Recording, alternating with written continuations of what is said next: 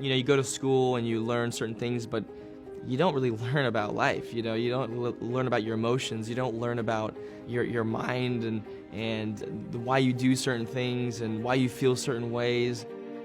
Today I want to talk to you about invisible forces. Radiation is an invisible force. Gravity is an invisible force. Electromagnetic energy is a visible force. So is love and so is hate.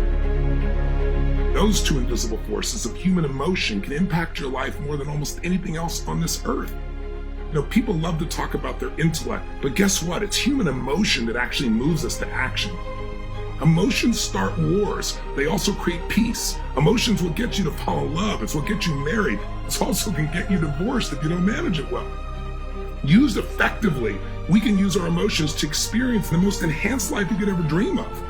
But if we fail to direct our emotion, fear, worry, anger, stress, depression, or overwhelm can creep in.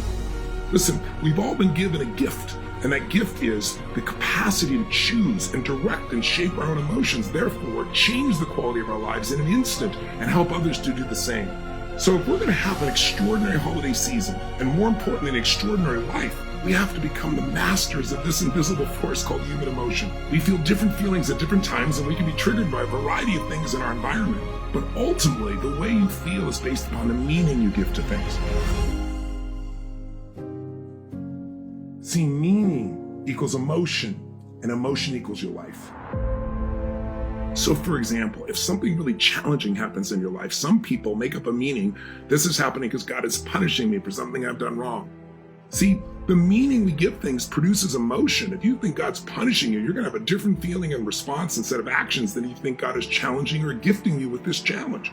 What's wrong is always available, as I always say, but so is what's right.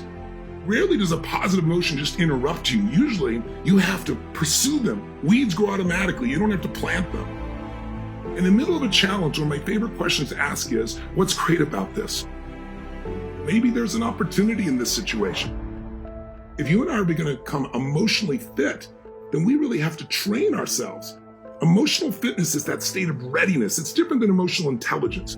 Most people have a highway to stress and fear and worry and upset, and they got a dirt road to happiness or joy.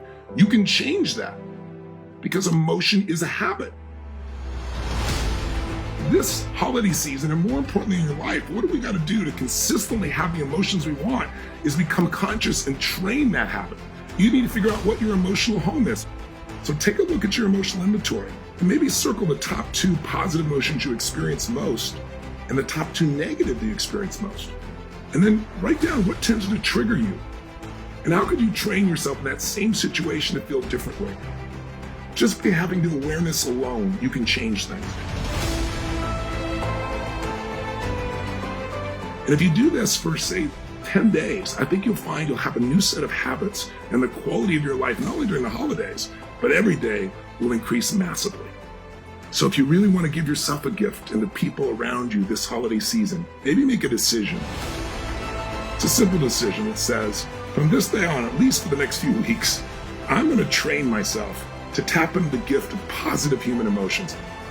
I'm going to live in a beautiful emotional state by finding a more empowering meaning. Just ask yourself, what else could this mean? And find an empowering meaning, and in that moment, you become the master of your life. Listen, master emotion, and you master your life. Master meaning, and you master your life.